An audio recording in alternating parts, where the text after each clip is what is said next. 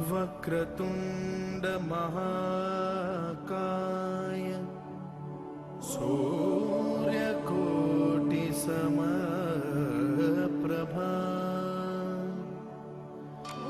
निर्विघ्नं कुरु मे देव सर्वकार्येषु सर्वदा।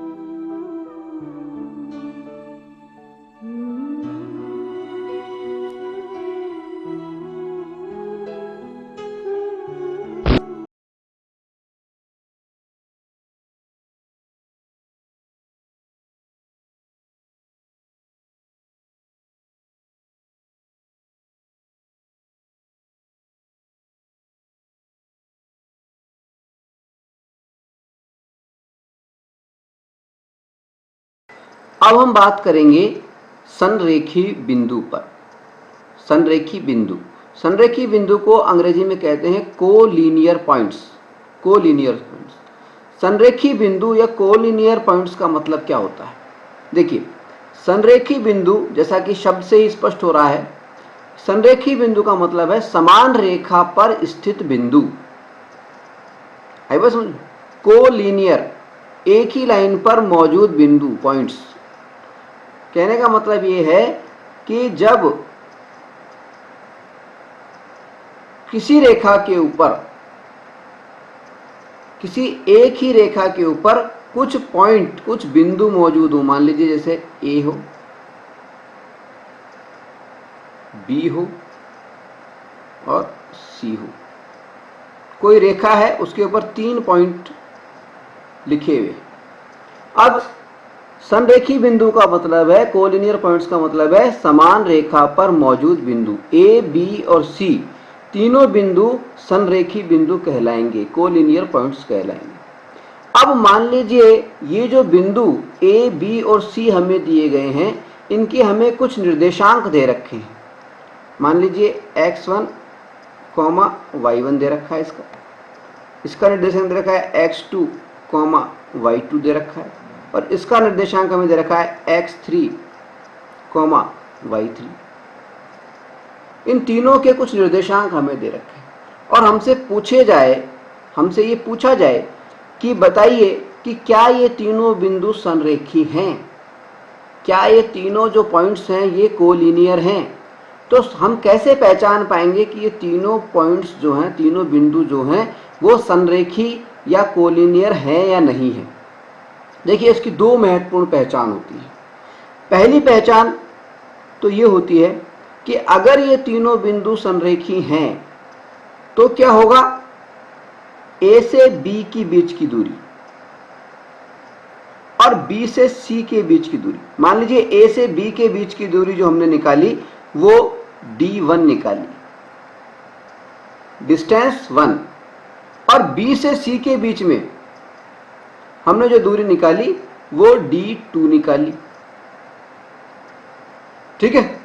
और A से C के बीच की दूरी मान लीजिए D3 निकाली, A से और C के बीच की दूरी ये मान लीजिए D3 है, ठीक है। अब ये तीनों बिंदु अगर कोलिनियर हैं, अगर संरेखी हैं, तो D1 प्लस D2 ये दो दूरियां जो हैं, A से B के बीच की दूरी और B से C के बीच की दूरी, इन दोनों का योग, इन दोनों का सम वो तीसरी दूरी यानी D3 के बराबर होगा।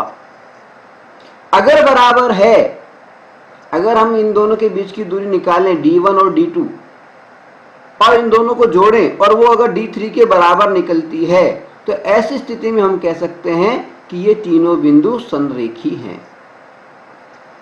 अगर दोनों दूरियों का योग करने पर तीसरी दूरी के बराबर नहीं आए संख्या, इसका मतलब वो कोलिनियर नहीं है, वो एक त्रिभुज बनाएंगी।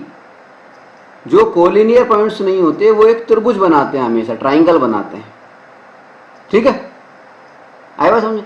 तो पहली पहचान तो ये है कि हम डिस्टेंस फार्मूले से, जिसके बारे में आप थोड़ी सी चर्चा हम इसके तुरंत बाद में करेंगे, हम दूरियां ज्ञात करते हैं दोनों को, और दोनों दूरियों का योग अगर तीसरी दूरी के बराबर होता है तो हम उसको कहते हैं संरेखी बिंदु, कोलिनियर पॉइंट्स, ठीक है।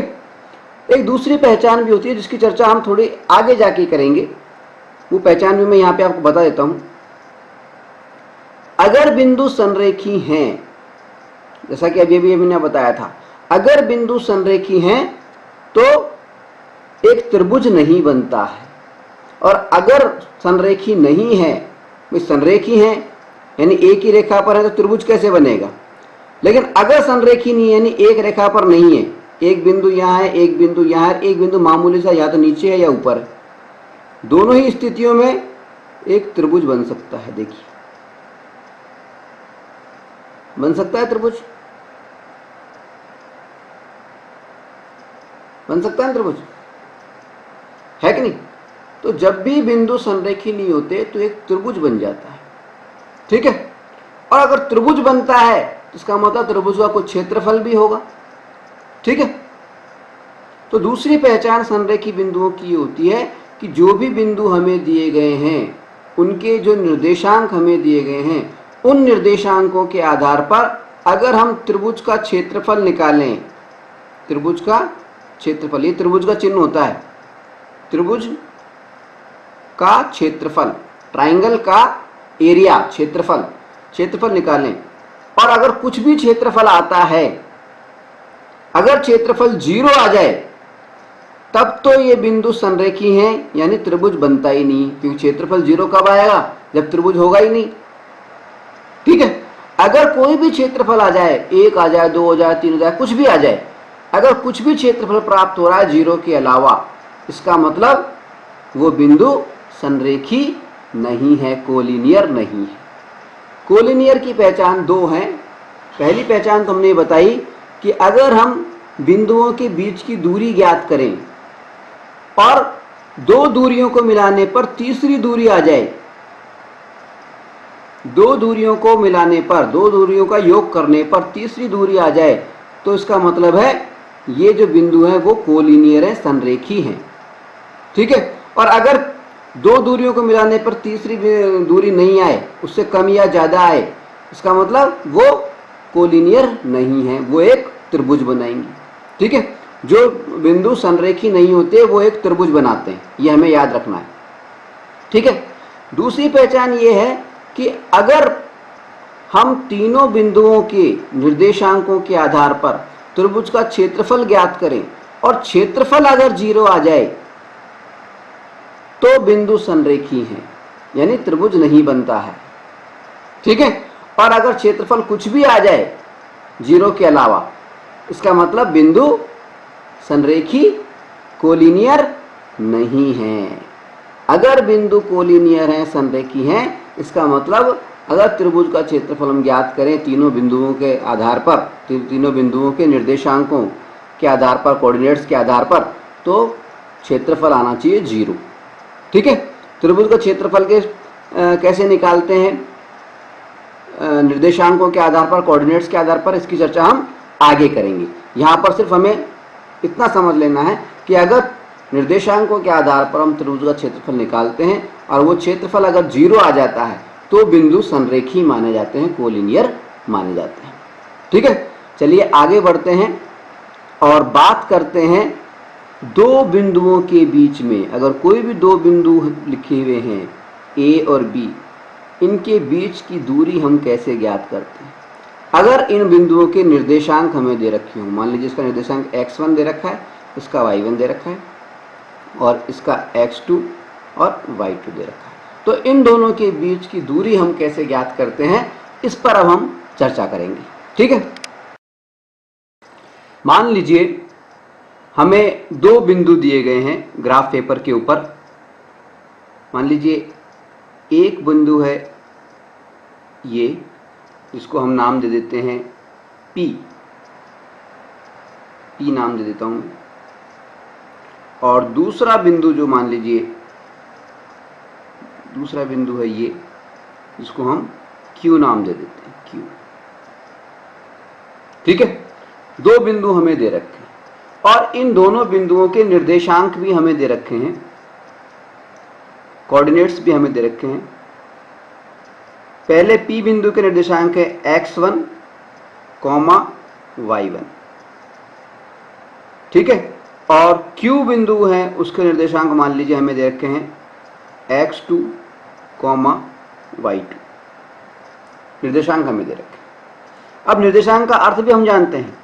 x1 का मतलब क्या है कि P बिंदु तक, P बिंदु की जो दूरी है y अक्ष से, वो कितनी है, वो x1 है। y1 का मतलब क्या है, y1 का मतलब है जो P बिंदु है उसकी दूरी x अक्ष से कितनी है, y1 है। ठीक है, x कोऑर्डिनेट का मतलब क्या होता है, y अक्ष से दूरी, y कोऑर्डिनेट का मतलब क्या होता है, x अक्ष से दूरी। यही तो मतलब होता है, हमने आपको बताया था पहले। तो यहां पर मतलब क्या निकल रहा है, x1 लिखा हुआ है, इसका मतलब है P बिंदु जो है इसकी y अक्ष से जो दूरी है, x1 क्या है, x कोऑर्डिनेट है, तो इसका मतलब क्या हुआ, P जो बिंदु है इसकी y अक्ष से जो दूरी है वो है x1। ठीक है, और P बिंदु जो है उसकी x अक्ष से दूरी कितनी है, वो है उसका y कोऑर्डिनेट, और y कोऑर्डिनेट है इसमें y1। यानी अगर यहां से और ऊपर तक, यहां से और ऊपर तक की दूरी माने तो वो है y1, और P बिंदु से और यहां तक की अगर दूरी माने तो ये दूरी है x1। है वो समझो, ये समझने वाली बात है। ठीक इसी तरह Q बिंदु पर है, Q बिंदु को निर्देशांक दे रखे हैं हमें x2 और y2। इसका मतलब ये है Q बिंदु जो है इसकी y अक्ष से जो दूरी है, y अक्ष से, वो तो है x2 यानी x कोऑर्डिनेट। ठीक है, और Q बिंदु जो है इसकी x अक्ष से जो दूरी है यानी y कोऑर्डिनेट, वो है हमारा y2। आगे बात समझे, ये समझना है।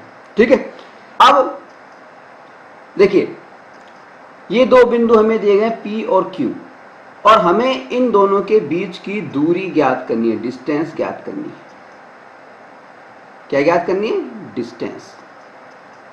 डिस्टेंस हमें पता नहीं है, दूरी हमें पता नहीं। ठीक है, तो कैसे करेंगे, देखिए दूरी ज्ञात करने के लिए हम क्या करेंगे, सबसे पहले कुछ कंस्ट्रक्शन करेंगे, कुछ रचना करेंगे। कंस्ट्रक्शन या रचना, संरचना, रचना, कंस्ट्रक्शन कर रहे हैं हम कुछ। और कंस्ट्रक्शन में क्या कर रहे हैं हम, ये जो हमें कोऑर्डिनेट दिया हुआ है एक्स अक्ष जो हमें दे रखा है, इस एक्स अक्ष के ऊपर हम लंब डाल रहे हैं, परपेंडिकुलर डाल रहे हैं, एक्स अक्ष पे परपेंडिकुलर डाल रहे हैं। किन बिंदुओं से, P बिंदु से और Q बिंदु से। ठीक है, एक्स अक्ष पे P बिंदु से हमने डाला लंब तो इस तरह से डॉट डॉट डॉट डॉट करके ये लंब हमने डाल दिया। मान लीजिए ये R पे आकर के मिल जाता है, ये R पे आके मिल गया। ठीक है, Q बिंदु से हमने लंब डाला x अक्ष के ऊपर, तो ये मान लीजिए हमारे पास में यहां पर आकर के इस बिंदु पर, जिसको हमने नाम दे दिया S बिंदु पर आकर के ये मिल गया है। ठीक है, अब पहला कंस्ट्रक्शन में हमने क्या किया, देखो यहां पे मैं लिख देता हूं। नंबर 1 हमने क्या किया है, नंबर 1 OX पर, O क्या है, ये मूल बिंदु है यहां का, ये O ओरिजिन मूल बिंदु। ये कार्टेशियन सिस्टम हमने बना रखा है ग्राफ पेपर पे, इसमें ये जो है मूल बिंदु होता है, हम जानते हैं मूल बिंदु या इसको ओरिजिन बोलते हैं, इसको O से प्रकट करते हैं। ठीक है, तो OX के ऊपर हमने क्या डाला है, लंब डाला है। तो यहां पे लिख सकता हूं मैं X अक्ष पर बिंदु P व Q से लंब PR व QS खींचो, ड्रॉ किया, खींचा। ठीक है, पहली रचना में तुमने ये किया। फिर दूसरी रचना में क्या किया, दूसरी रचना में बिंदु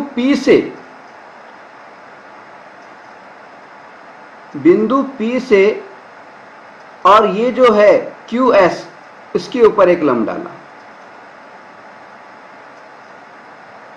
बिंदु P से QS पर, QS कौन सा है, ये बिंदु Q और ये नीचे वाला बिंदु S। QS पर लंब PT खींचा, यानी इस P से लंब डाला हमने इसके ऊपर ये, और इस बिंदु को नाम रख दिया हमने T। ठीक है, ये तो हो गया हमारी रचना, कंस्ट्रक्शन हो गया। अब हमें क्या करना है, देखिए जैसे ही हमने कंस्ट्रक्शन कर लिया,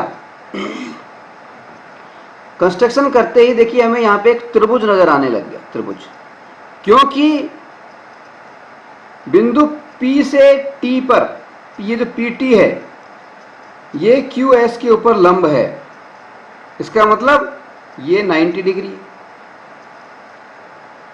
त्रिभुज का एक कोण 90 डिग्री है, इसका मतलब ये जो त्रिभुज है वो कौन सा है, समकोण त्रिभुज है, समकोण त्रिभुज। ठीक है, अब समकोण त्रिभुज है, इसका मतलब ये हुआ कि इस त्रिभुज के अंदर पाइथागोरस प्रमेय लगेगी, पाइथागोरस प्रमेय लगेगी। ठीक है, और पाइथागोरस प्रमेय क्या कहती है, पाइथागोरस प्रमेय क्या कहती है, पाइथागोरस प्रमेय हमें कहती है, क्या कहती है, हमें कहती है कर्ण का स्क्वायर यानी हाइपोटेनस का स्क्वायर बराबर आधार का स्क्वायर यानी बेस का स्क्वायर प्लस लंब का स्क्वायर यानी परपेंडिकुलर का स्क्वायर। ये हमारी क्या कहती है, पाइथागोरस प्रमेय।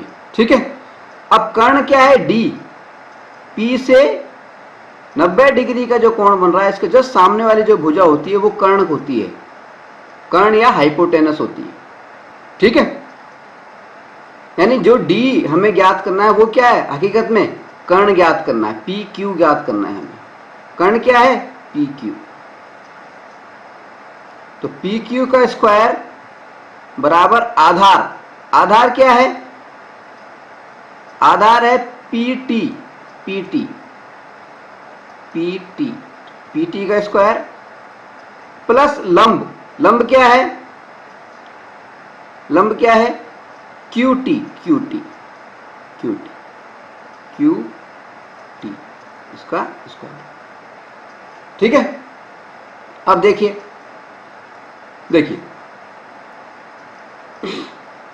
पी क्यू का स्क्वायर हमें ज्ञात करना है। तो हमें देखिए सबसे पहले देखिए पीटी का वैल्यू क्या है, पीटी की वैल्यू कितनी है, पी और टी। तो पीटी को हम कैसे लिख सकते हैं वो समझिए आप एक बार। पी से टी तक की जो दूरी है और आर से एस तक की जो दूरी है ये बराबर है, साफ नजर आ रही है। पीटी की बात कर रहा हूं मैं। तो P से T तक की दूरी और R से S तक की दूरी बराबर है।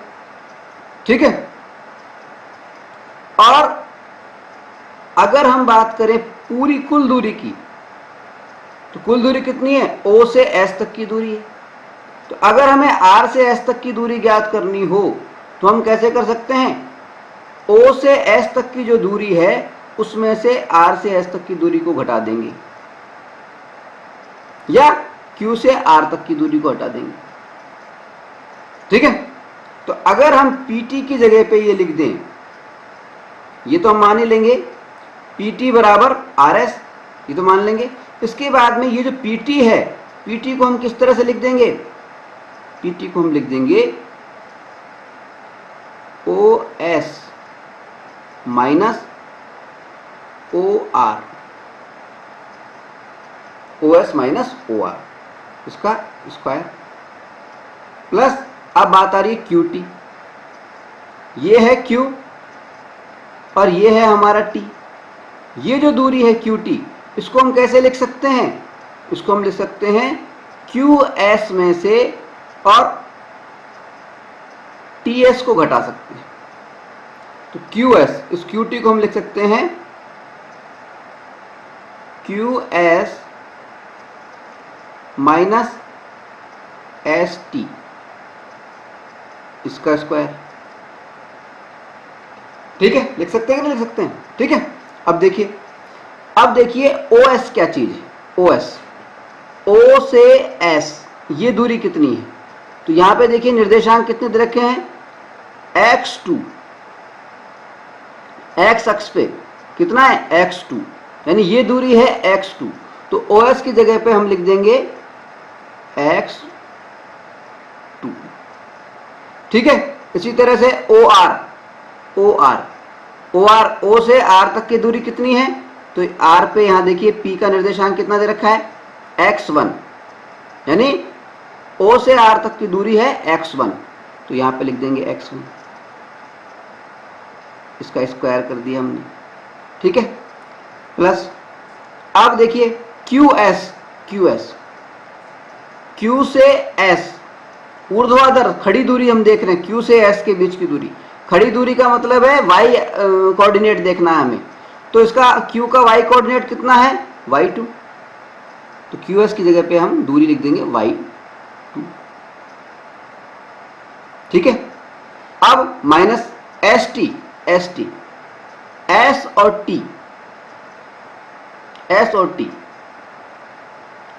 T की दूरी कितनी है, देखिए ST बराबर किसके है, ST और PR ये दोनों बराबर है, ST और PR बराबर है।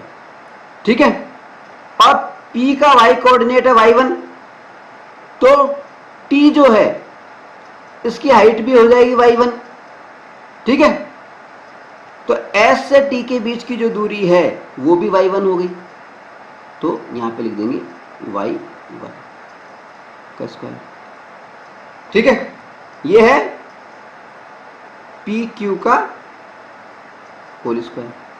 और अगर खाली डिस्टेंस की बात कर रहे हैं हम, यानी खाली PQ की बात कर रहे हैं, तो PQ इक्वल्स टू क्या हो जाएगा, अंडर रूट का चिन्ह और x2 माइनस x1 का whole square plus y2 minus y1 का होल स्क्वायर।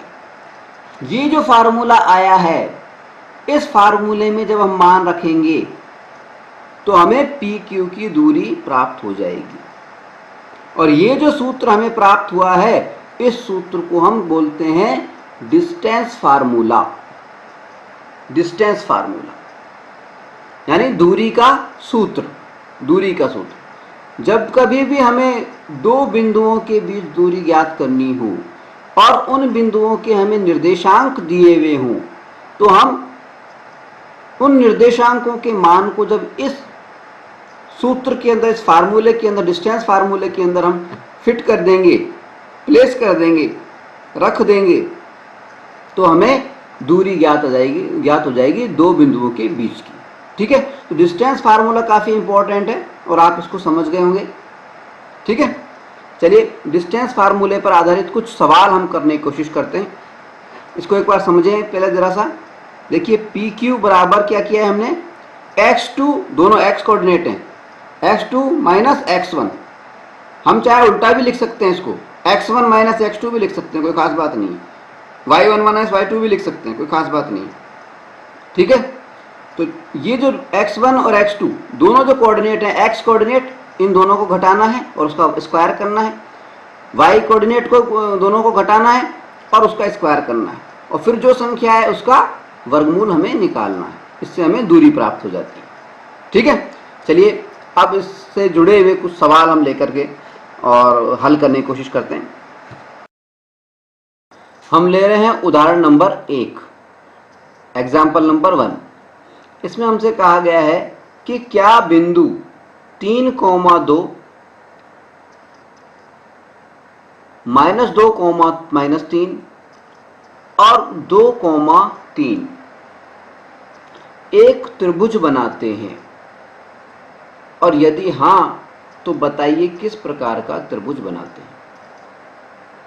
ठीक है, इस सवाल के अंदर हमने थोड़ी देर पहले आपको एक बताया था संरेखी बिंदु, कोलिनियर पॉइंट्स। उस बात को याद कीजिए। कोलिनियर पॉइंट्स में हमने आपको बताया था कि अगर कोई बिंदु संरेखी नहीं होते हैं, संरेखी की पहचान क्या बताई थी, दो बिंदुओं के, 3 बिंदु हैं अगर, जैसे ये बिंदु देखें 3, इसको P मान लेते हैं, इसको Q मान लेते हैं, इसको R मान लेते हैं। ठीक है, तो अगर P और Q के बीच की दूरी और Q और R के बीच की दूरी, इन दोनों दूरियों का योग करें तो वह तीसरी दूरी P और R के बीच की दूरी के बराबर हो जाना चाहिए। अगर ऐसा है तब तो ये संरेखी हैं, यानी कोलिनियर है। और अगर ऐसा नहीं है, बराबर नहीं आता है, दोनों का योग तीसरी भुजा के बराबर नहीं आता है, तो फिर ये संरेखी नहीं है, यानी एक त्रिभुज बनाते हैं। यानी इस सवाल के अंदर हमें क्या करना है, पहले P और Q के बीच की दूरी ज्ञात करनी है, फिर Q और R के बीच की दूरी ज्ञात करनी है, फिर P और R के बीच की दूरी ज्ञात करनी है। 3 दूरियां हमें ज्ञात करनी है, और तीनों दूरियां ज्ञात होने के बाद में हमें यह देखना है कि क्या दो दूरियों को, D1 और D2, दो दूरियों को जोड़ने पर तीसरी दूरी आती है या नहीं आती है। अगर आती है तब तो ये त्रिभुज नहीं बनाते हैं, यानी कोलिनियर पॉइंट है। और अगर नहीं आती है, बराबर नहीं आती है, दोनों को जोड़े और तीसरे के बराबर नहीं आए, ज्यादा आ जाए, तो ऐसी स्थिति में वो त्रिभुज बनाती है। ठीक है, तो सबसे पहले तो हम डिस्टेंस फार्मूले से, जो अभी अभी हमने सीखा था, डिस्टेंस फार्मूले से P और Q के बीच की, और Q और R के बीच की, और P और R के बीच की, इन दूरियों को हम ज्ञात करेंगे। ठीक है, तो यहां पे हम लिख सकते हैं शुरुआत के अंदर कि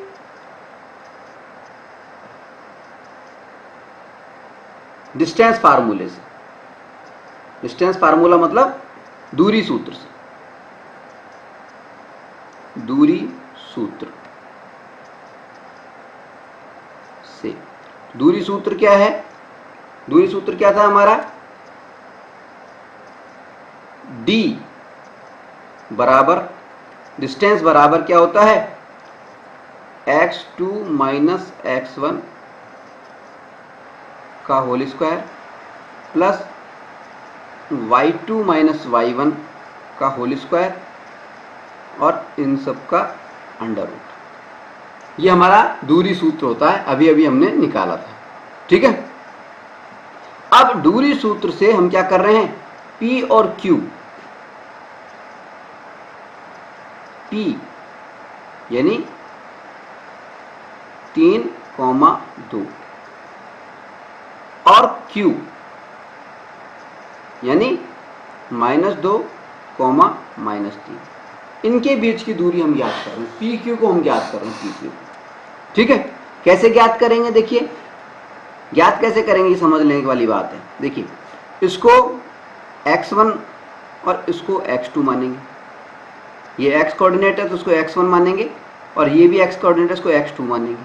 ठीक है, ये y कोऑर्डिनेट है इसको y1 मानेंगे, ये y कोऑर्डिनेट है इसको y2 मानेंगे। इस तरह से करके पी क्यू की दूरी क्या हो जाएगी?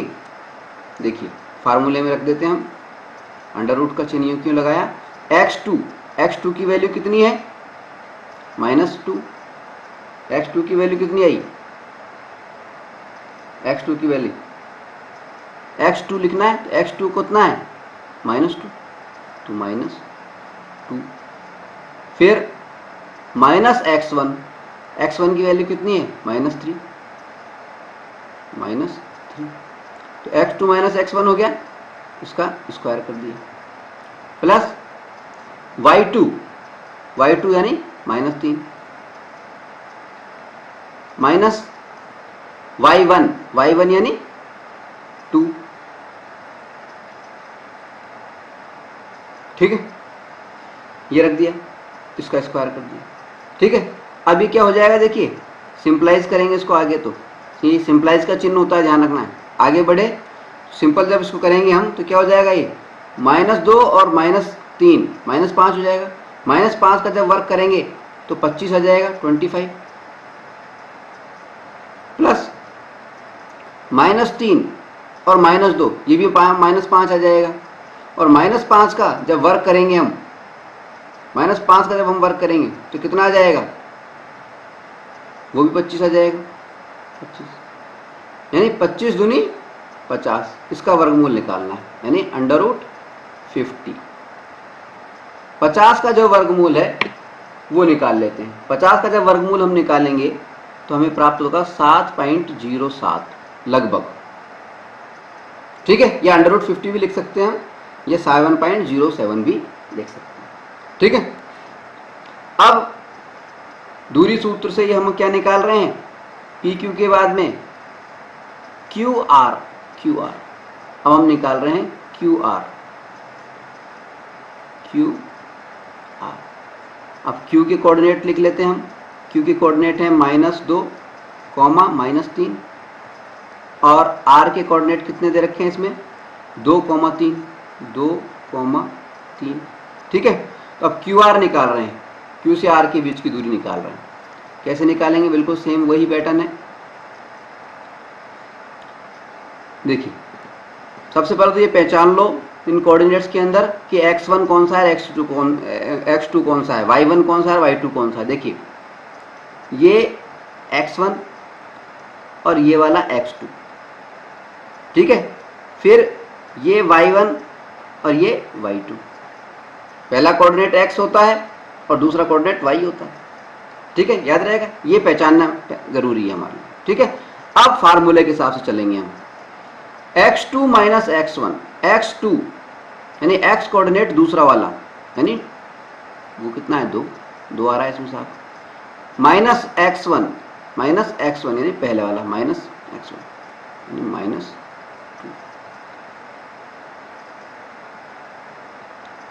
ठीक है,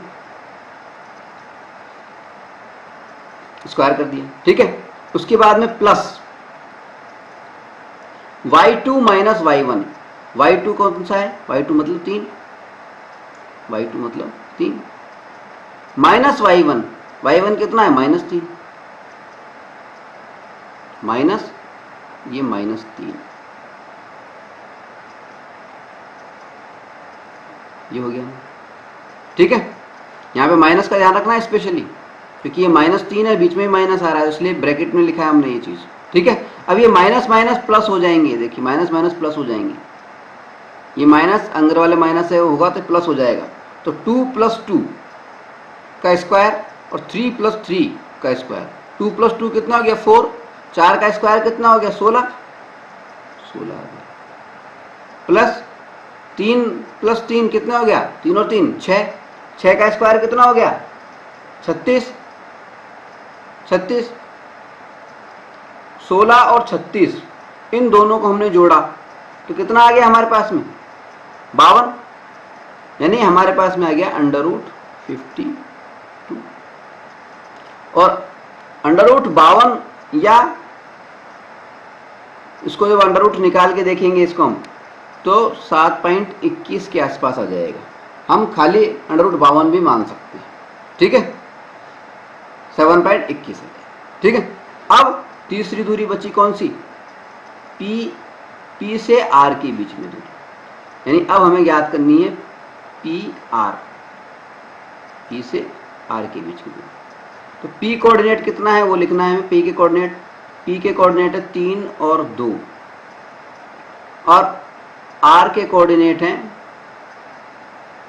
R के कोऑर्डिनेट कितने थे, R ये वाला था 2 और 3, 2, 3, ठीक है। अब P और R के कोऑर्डिनेट्स देखिए,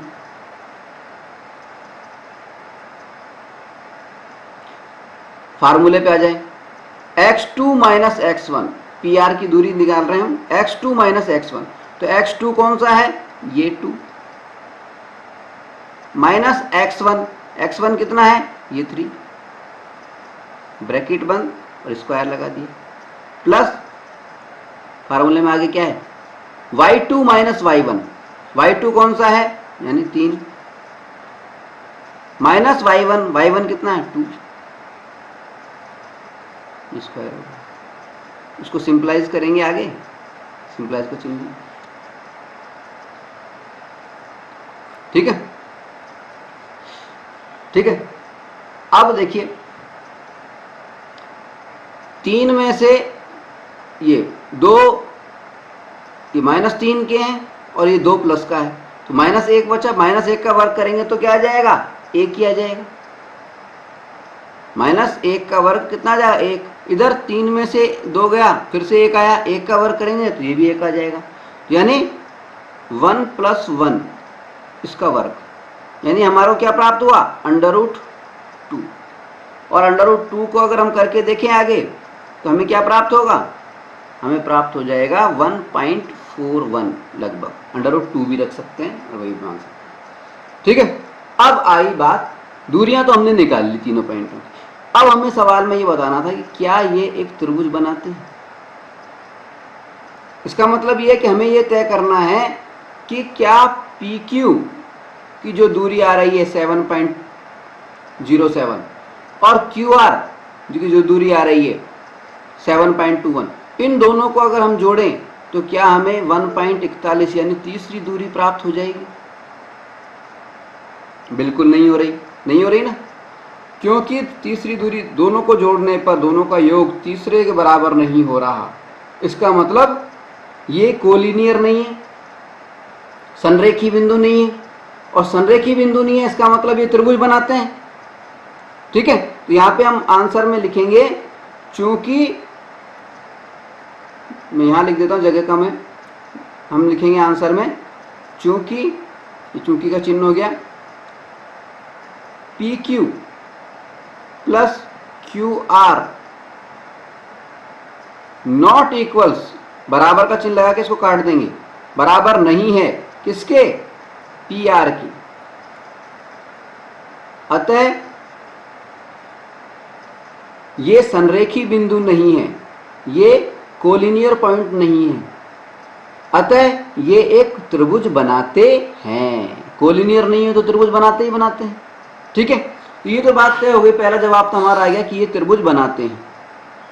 अब दूसरा सवाल में इसमें यह भी कहा गया कि यदि त्रिभुज बनाते हैं तो ये किस प्रकार का त्रिभुज बनाते हैं, अगर त्रिभुज बनाते हैं तो ये किस प्रकार का त्रिभुज बनाते हैं।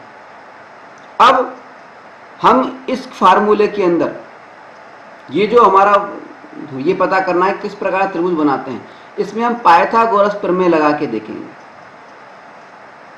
पाइथागोरस प्रमेय लगा के देखेंगे, क्योंकि हम जानते हैं कि ये जो दूरियां आई हैं हमारे पास में, इसमें पाइथागोरस प्रमेय लागू हो जाती है, पाइथागोरस प्रमेय लागू होती है, क्योंकि जगह जगह हमने लगाई है इस प्रमेय को। दूरी निकालने के लिए पाइथागोरस प्रमेय तो लगाते हैं हम, क्योंकि इसके अंदर पाइथागोरस प्रमेय लागू हो रही है, इसलिए ये एक समकोण त्रिभुज है। तो दूसरी बात भी हम लिख सकते हैं, क्योंकि उक्त सवाल के अंदर PQ या QR या PR ज्ञात करने के अंदर पाइथागोरस प्रमेय लागू हो रही है, इसका मतलब ये है कि ये एक समकोण त्रिभुज है, क्योंकि पाइथागोरस प्रमेय हमेशा केवल और केवल समकोण त्रिभुज के लिए ही लागू होती है। ठीक है, तो दोनों हमारी बातें, सवाल हमारा पूरा हो जाता है। ठीक है, इसमें सबसे पहले हमने दूरियां निकाली, दूरियों के आधार पर हमने बताया कि ये जो पॉइंट्स हैं ये संरेखी नहीं है, यानी एक त्रिभुज बनाते हैं। और फिर हमने बताया कि क्योंकि इसके अंदर दूरियां निकालते समय लगातार पाइथागोरस प्रमेय लागू हुई है इसके अंदर, इसलिए ये एक समकोण त्रिभुज है, समकोण त्रिभुज। ठीक है, चलिए अगला उदाहरण लेते हैं। अब हम बात कर रहे हैं उदाहरण नंबर 2 की, एग्जाम्पल नंबर 2 की। इसमें हमसे कहा गया है कि दर्शाइए कि बिंदु 1,7, 4,2, -1, -1 और -4,4 एक वर्ग के शीर्ष हैं, एक वर्ग के वर्टिक्स हैं। Show that the points 1,7, 4,2, -1, -1 and -4,4 are the vertices of a square. एक वर्ग के शीर्ष हैं। ये 4 पॉइंट हमें दिए हैं। मान लीजिए हम इन चारों पॉइंटों का नाम रख देते हैं A, B, C और D। ये 4 पॉइंट हमें दिए हैं और हमसे कहा है कि बताइए कि ये एक वर्ग के शीर्ष हैं। वर्ग के शीर्ष हैं, इसका मतलब क्या हुआ? वर्ग की खासियत इसमें आनी चाहिए। यानी एक चित्र बनाता हूं मैं, मान लीजिए हमें ये कहा जा रहा है, एक वर्ग बना दिया है मैंने और इसके पॉइंट्स लिखे हैं A, B, C और D। और प्रत्येक पॉइंट के जो है निर्देशांक, कोऑर्डिनेट्स x और y दोनों हम लिख देते हैं। A के कोऑर्डिनेट्स मान लीजिए हैं, A के हैं 1 और 7 जैसा कि सवाल में दे रखा है। B के कोऑर्डिनेट हैं 4,2, C के कोऑर्डिनेट हैं -1, -1 और D के कोऑर्डिनेट हैं -4,4। सबके कोऑर्डिनेट लिख दिए। अब हमसे कहा जा रहा है सवाल में कि बताइए कि क्या ये एक वर्ग के शीर्ष हैं। अगर ये मान लीजिए वर्ग के शीर्ष हैं तो इसका मतलब क्या होगा कि चारों भुजाएं बराबर होंगी। यानी A से B के बीच की जो दूरी है वो, B से C के बीच की दूरी है वो, C से D के बीच की जो दूरी है वो और D से A के बीच की दूरी है वो बराबर होंगी। पहली चीज तो ये कि चारों दूरियां चारों भुजाओं की बराबर होंगी। दूसरी बात क्या होगी, इनके जो विकर्ण हैं, यानी D विकर्ण बताता हूं मैं, D विकर्ण यानी DB और दूसरा विकर्ण AC। DB और AC जो विकर्ण हैं इनकी लंबाई भी बराबर होगी। यानी चारों तो भुजाएं बराबर होंगी और क्या होगा, दोनों विकर्ण बराबर होंगे। अगर ऐसा है तब तो ये वर्ग है, अन्यथा नहीं है। ठीक है, तो हम ज्ञात करते हैं। सबसे पहले क्या ज्ञात करते हैं? हम ज्ञात करते हैं AB। A से B के बीच की दूरी हम ज्ञात कर रहे हैं। किससे ज्ञात कर रहे हैं? डिस्टेंस फार्मूले से। डिस्टेंस फार्मूले से, हमारा जो डिस्टेंस फार्मूला है, दूरी सूत्र है, उससे हम इसको ज्ञात कर रहे हैं। और हमारा ये दूरी सूत्र क्या है? देखिए, डिस्टेंस फार्मूला मैं यहाँ लिख देता हूँ। D equals to √ x2 - x1 का whole square plus y2 - y1 का होल स्क्वायर। और x2 और y2, x1 y1 ये क्या है? ये कोऑर्डिनेट्स हैं, निर्देशांक हैं। और निर्देशांक में हम जानते हैं दो निर्देशांक होते हैं, पहला निर्देशांक x होता है, दूसरा y होता है। ठीक है, अब देखिए ए से बी के बीच की दूरी हमें ज्ञात करनी है। ठीक है, अब देखिए x1 क्या हुआ 1, x2 क्या हुआ 4, इन दोनों की बात कर रहे हैं। इस फार्मूले के हिसाब से हम चल रहे हैं, ए बी के बीच की दूरी हमें ज्ञात करनी है, तो अंडर रूट बनाया और x2 माइनस x1, x2 यानी दूसरे बिंदु का x निर्देशांक, दूसरे बिंदु का x निर्देशांक है 4 माइनस पहले बिंदु का x निर्देशांक x1 वो है 1 कर दिया bracket whole square plus y2 minus y1 यानी दूसरे बिंदु का y कोऑर्डिनेट वो क्या है 2 माइनस y1 यानी पहले बिंदु का y कोऑर्डिनेट वो कितना है 7। ठीक है, आगे बढ़ते हैं। ठीक है, अब 4 में से 1 गया तो कितना आ गया 3 का स्क्वायर करेंगे तो कितना आ गया 9, तो ये हो जाएगा 9 प्लस ये कितना हो गया माइनस का 7 और प्लस का 2 कितना हो गया 5, इसका स्क्वायर करना है, 5 का स्क्वायर कितना हो गया 5 का स्क्वायर 25 25 अंडर रूट 25 और 9 को जोड़ा तो हमारे पास में कितना आया 34 34 अंडर रूट 34। तो ए बी के बीच की दूरी आ गई हमारे पास में अंडर रूट 34। अब हम ज्ञात करेंगे बी सी के बीच की दूरी, बी सी के बीच की दूरी। बी के कोऑर्डिनेट क्या है 4,2, सी के कोऑर्डिनेट क्या है -1, -1।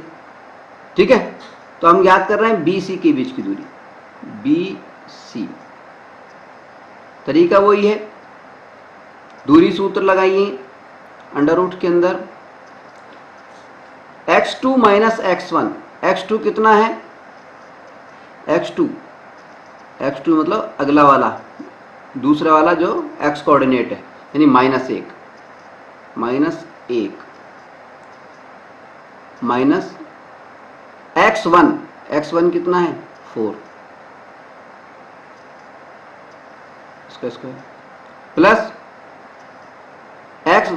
y2 माइनस y2 कितना है -1 तो -1 ले लिया माइनस y1 कितना है 2 ले लिया इसका स्क्वायर। ठीक है, अब ये देखिए क्या हो गया -4 और -1 ये कितने हो गए -5 हो गए, -5 का स्क्वायर करेंगे तो कितना आ गया 25, तो एक तरफ तो आ गया 25 प्लस इधर क्या हो गया देखिए -1 और -2 -3 हो गया। ठीक है, -3 का जब स्क्वायर करेंगे तो कितना आ जाएगा 9 ये हो गया 25 प्लस 9 यानी क्या आया अंडर रूट 34, इधर भी अंडर रूट 34 आ गया। ठीक है, अब हम क्या ज्ञात करेंगे देखिए ये ज्ञात कर लिया, ये ज्ञात कर लिया। अब हम ज्ञात करेंगे सी डी ज्ञात करेंगे। देखिए सी और डी फार्मूला वो का वही है, दूरी सूत्र लगाना है हमें। सी डी x1 फार्मूला क्या है x2 माइनस x1, x2 कितना है अगर c को इसको मान लेते हैं तो हम x2 मान लीजिए,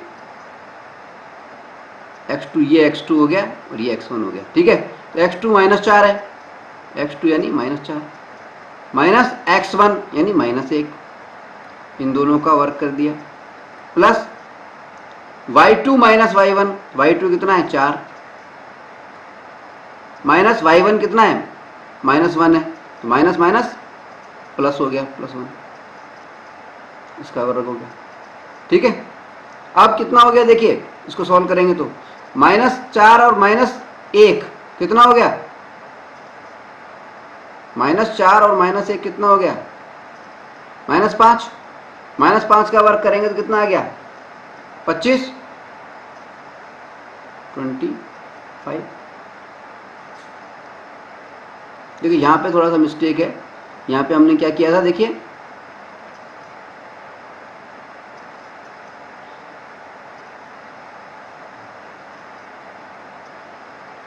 -1, ये प्लस का 4, ये प्लस का -1 -4, ये तो हो गया ठीक है, और 4 ये माइनस का 1 है, ये माइनस का 1 होगा, ठीक है। 25 + 9, 9 आएगा, 4 में से 1 गया 3, और ये इसका वर्ग करेंगे तो वही √34, ठीक है। CD हो गया, CD में भी वही आ गया। अब बचा कौन सा, DA,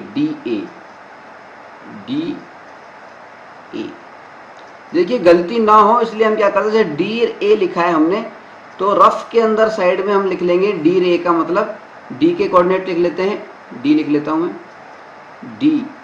D के कोऑर्डिनेट हमने लिख लिए, क्या है D के -4 और 4, और A के कोऑर्डिनेट मैंने लिख लिए 1 और 7, ठीक है। अब इसको करेंगे तो देखिए ये x1 और ये x2, ये y1 और ये y2, इस तरह से ये पहचानना आना चाहिए, इसको ढंग से रफ में लिख लिया करें ताकि गलती ना हो, ठीक है। अब हमें करना है यहाँ पर दूरी सूत्र लगाना है, इसके अंदर भी कैसे लगाएंगे, वही बिल्कुल सिंपल है, x2 - x1, तो x2 कौन सा है 1 माइनस x1 कितना है 4, स्क्वायर कर दिए, प्लस y2 - y1, y2 कौन सा है 7, माइनस y1 कितना है 4, स्क्वायर कर दिए। इसको भी सॉल्व करेंगे तो क्या आ जाएगा, ये आ गया हमारे पास में कितना 1, 3 का स्क्वायर 9, और 7 में से ये गया 4, 3, 9, देखिए ये कितना आ गया, देखिए DA करना है, D के हैं -4, x2 - x1, 1 -4, तो -4 जब था तो ये प्लस का आएगा, ये प्लस हो जाएगा, ठीक है ना। तो ये हो जाएगा हमारे पास में 25 प्लस 7 में से 4 गए तो 3, 7 में से 4 गए तो 3, और 3 का स्क्वायर करेंगे तो 9, यानी वो वापस से √34 आ गई। चारों भुजाएं तो बराबर आ गई हमारे पास में। अब हमें डायगोनल ज्ञात करने हैं, विकर्ण ज्ञात करने हैं, ठीक है, यानी DB ज्ञात करना है, D और B ज्ञात करना है, DB ज्ञात करना है। तो DB कैसे ज्ञात करेंगे, देखिए वही D और B दोनों कोऑर्डिनेट ध्यान रखना है हमें, ये D के कोऑर्डिनेट हैं, इसको x1 बोलेंगे -4 को, और इसको x2 बोलेंगे, ठीक है। तो इसको हम दूरी सूत्र में रखते हैं, देखिए x2 - x1, x2 कौन सा है 4, माइनस x1 यानी माइनस का 4, यानी माइनस माइनस हो जाएगा प्लस, तो ये प्लस का 4 हो जाएगा, ये हो गया square, plus y2 - y1, y2 कौन सा हो गया 2, और y1 के कितना हो गया 4 माइनस, ये हो गया, ठीक है। 4 चौक 4 प्लस 4 कितना हो गया 8, 8 का स्क्वायर कितना हो गया 64, 64 प्लस ये 2, ये माइनस का 4, तो कितना बचा, कितना -2, -2 का जब वर्क करोगे तो कितना आ जाएगा 4, 64 प्लस 4 यानी √68, ठीक है। अब बचा क्या, दूसरा डायगोनल बचा हमारे पास में AC और हमें ज्ञात करना है। जब हम AC ज्ञात करेंगे तब भी ठीक इसी प्रकार से हमें √68 प्राप्त हो जाएगा, 68 प्राप्त हो जाएगा, ठीक है। अब क्योंकि इस सवाल के अंदर हमें चारों भुजाएं √34 प्राप्त हुई हैं और दोनों जो विकर्ण थे वो √68 प्राप्त हुए हैं, इसलिए ये एक वर्ग के शीर्ष हैं। अतः ये एक वर्ग के शीर्ष हैं। ठीक है, आई बात समझ में? तो मतलब कुल मिला के दूरी सूत्र का प्रयोग करना हमें अच्छी तरह से आना चाहिए। ठीक है, किस तरह से दूरी सूत्र का हम प्रयोग करते हैं, ये समझदारी वाली चीज है। ठीक है, खैर आगे बढ़ते हैं। अब हम बात करेंगे उदाहरण नंबर 3 की, एग्जाम्पल नंबर 3 की। इसमें हमसे कहा गया है कि आशिमा, भारती और कैमिला क्रमशः ए, बी और सी बिंदु पर बैठी हुई है। क्या आप सोचते हैं कि वे एक सीध में बैठी हुई है? Ashima, Bharti and Camila are seated at A, B and C respectively. Do you think they are seated in a line? यानी कुल मिला के हमें ये बताना, हमें 3 बिंदु दिए गए हैं, ए, बी और सी।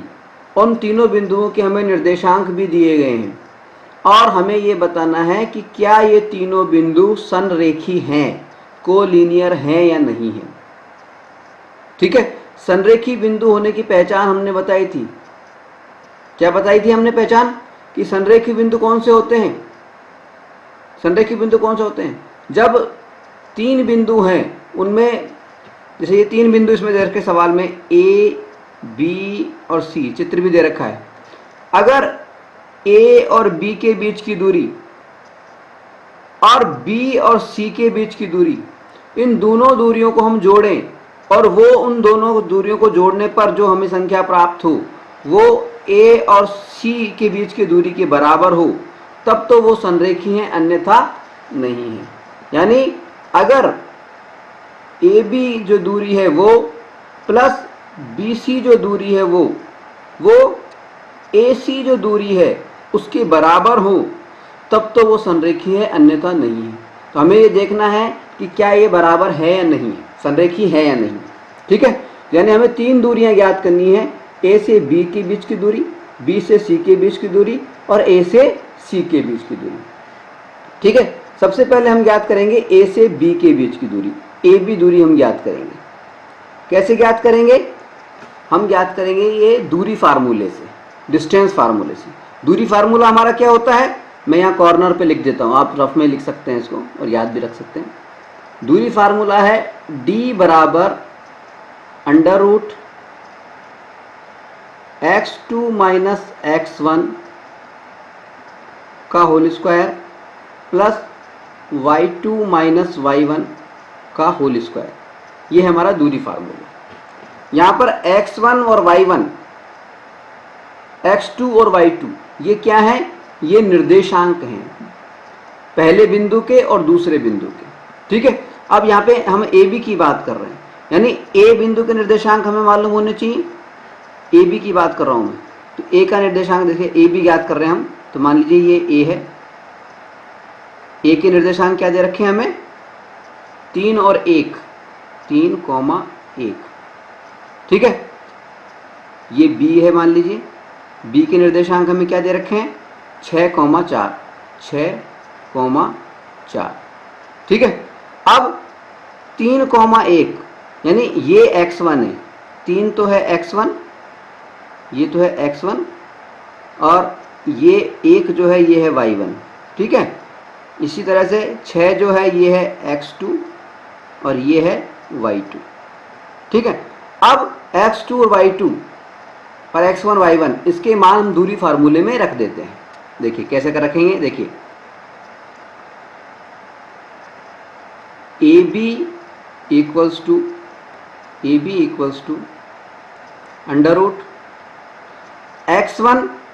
x2 minus x1। x2 कितना है? x2 है 6 माइनस x1 कितना है? 3 का square plus y2 minus y1 कितना है? 4 माइनस y1 कितना है? 1। उसको सिंप्लाइज करेंगे, आगे बढ़ेंगे। तो क्या हो जाएगा, 6 में से 3 गए तो 3, 6 में से 3 गए तो 3, यानी 3 का स्क्वायर करेंगे तो कितना होगा, 3 3 9, तो 9 आ गया 9, प्लस 4 में से 1 गया तो 3, 3 का स्क्वायर करेंगे तो फिर से 9, यानी 9 + 9 का अंडर रूट इक्वल्स टू 18 का अंडर रूट। हो गया, ये आ गया अंडर रूट 18। अब 18 को हम कैसे लिख सकते हैं, 18 को 9 दूनी 18, 9 × 2, इस तरह से लिख सकते हैं। अब 9 का वर्गमूल निकालेंगे तो 3 बाहर आ जाएगा और अंडर रूट 2 रह जाएगा अंदर। ठीक है, 3 अंडर रूट 2, ये हमारा आंसर आ गया। AB के बीच की दूरी आ गई। अब हमें दूसरी दूरी ज्ञात करनी है। दूसरी दूरी कौन सी ज्ञात करनी है, BC। ठीक है, अब B का क्या है, देखिए B के कोऑर्डिनेट्स तो दे ही रखे हैं और C के कोऑर्डिनेट और मान लेते हैं। C के कोऑर्डिनेट और लिख लेता हूं मैं यहाँ पर। C के कोऑर्डिनेट दे रखे हैं 8 और 6। C के कोऑर्डिनेट है 8 और 6, 8, 6। तो अब क्या होगा, B के कोऑर्डिनेट जो होंगे वो तो x1 और y1 हो जाएंगे और इसके कोऑर्डिनेट हो जाएंगे x2 और y2, इस तरह से हो जाएंगे। ठीक है, अब BC की दूरी निकाल रहे हैं हम, दूरी फार्मूले में हम फिट कर रहे हैं इसको। क्या है, x2 - x1, तो x2 क्या है 8 माइनस x1 कितना है 6 का स्क्वायर, प्लस y2 - y1 कितना है 6 माइनस y1 कितना है 4। ठीक है, अब देखिए ये कितना आ गया, 8 में से 6 गए 2 का स्क्वायर किया तो 4, प्लस 6 में से 4 गए 2 का स्क्वायर किया 4, यानी ये हो गया 8 का वर्गमूल। 8 के वर्गमूल का मतलब क्या हुआ, 8 को क्या लिख सकते हैं हम, 4 × 2, 4 × 2 लिख सकते हैं 8। ठीक है, अब 4 का वर्गमूल निकाल लेंगे तो 2 बाहर आ जाएगा और अंडर रूट 2 यूं क्यों रह जाएगा। ठीक है, तो ये BC की दूरी आ गई। ठीक है, अब हमें दूरी निकालनी है AC की, AC A और C। ठीक है, अब A और C की बात कर रहे हैं तो A बिंदु के कोऑर्डिनेट्स तो देखिए ये हैं और C बिंदु के कोऑर्डिनेट्स ये दे ही रखे हैं। ठीक है, B को भूल जाते हैं हम, तो AC की बात कर रहे हैं हम। देखिए x2 - x1 करना है, x2 कितना है 8 माइनस x1 है 3, ये स्क्वायर हो गया, प्लस y2 - y1 कितना है 6 माइनस y1 कितना है 1, इसका स्क्वायर कर दिया। ठीक है, इक्वल्स टू, अब देखिए क्या हो गया, 8 में से 3 गए तो कितने हो गए 5 का स्क्वायर किया तो 25 प्लस 6 में से 1 गया तो कितना बचा 5 का स्क्वायर किया तो कितना आ गया 25 प्लस 25 का अंडर रूट, यानी 50 का वर्गमूल, 50 का वर्गमूल हो गया। 50 का वर्गमूल, 50 को हम कैसे लिख सकते हैं, हम 50 को कैसे लिख सकते हैं, 25 × 2, 25 × 2 इस तरह से लिख सकते हैं। ठीक है, अब 25 का वर्गमूल आ गया है 5 बाहर निकाल लेंगे और अंडर रूट 2 इस तरह से लिख लेंगे। ठीक है, तो ये आ गया हमारे पास में AC की दूरी। अब देखिए, अब हमें देखना है कि ये संरेखी है या नहीं है। तो संरेखी का मतलब क्या है, AB + BC। अब अगर हम यहाँ पे देखें तो AB + BC को करें, चूंकि AB + BC बराबर AC, यानी तीन under root 2 plus 2 under root 2, इनको हम जोड़ें तो 3 और 2 तो 5 हो जाएंगे और अंडर रूट 2 यूं क्यों रह जाएगा। ठीक है, तो यानी AB + BC बराबर AC हो गया कि नहीं हो गया। देखिए 3√2 प्लस 2√2, इन दोनों को जब हम जोड़ेंगे तो हमारे पास में आ जाएगा 5√2। 5√2 आएगी कि नहीं? क्योंकि A B plus B C बराबर ए सी, ठीक है। अतः हम कह सकते हैं कि ए बी और सी यानी आशिमा, भारती और कैमिला तीनों की तीनों एक सीध में बैठी हुई, ए बी सी तीनों संरेखी हैं। आशिमा, भारती और कैमिला तीनों एक सीध में बैठी हैं, कोलिनियर है। आई बात समझ? ठीक है, चलिए आगे बढ़ते हैं।